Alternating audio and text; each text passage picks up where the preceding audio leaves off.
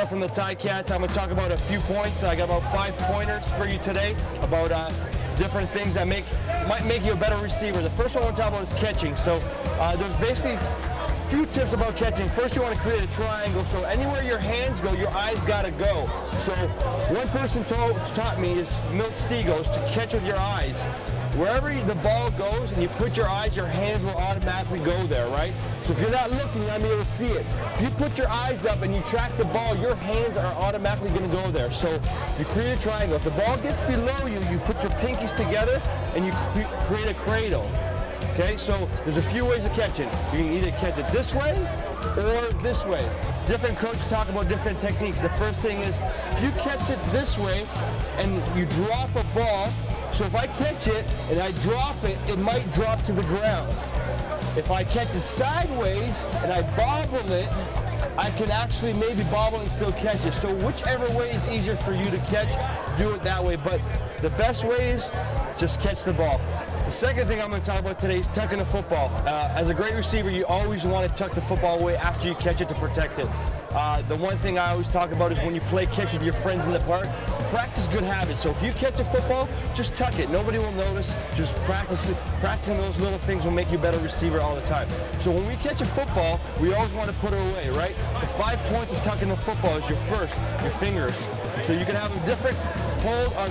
It depends what finger you want. You can split the ball, put it on your middle finger, whatever way you want. Number 2, your palm of your hand. So the ball goes here in your fingers, then in the palm of your hand. Number 3, your forearm. 4 is your bicep. Number 5 is your rib.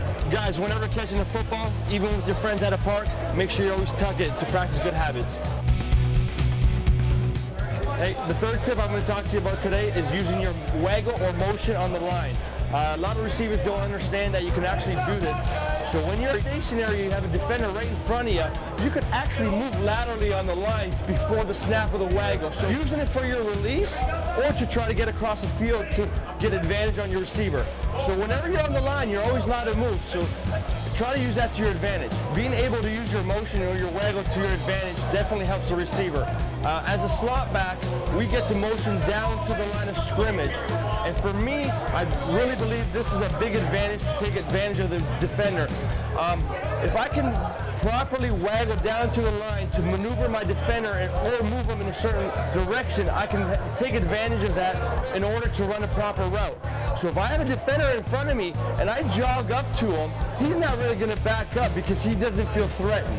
So what I want to do is, as a receiver, I stand about 10 to 15 yards back and I make sure I try to time up the waggle in order to attack that receiver. If I'm coming full speed at him, he's going to back up because he feels threatened. So I use that to my advantage. And I don't have to start right in this position.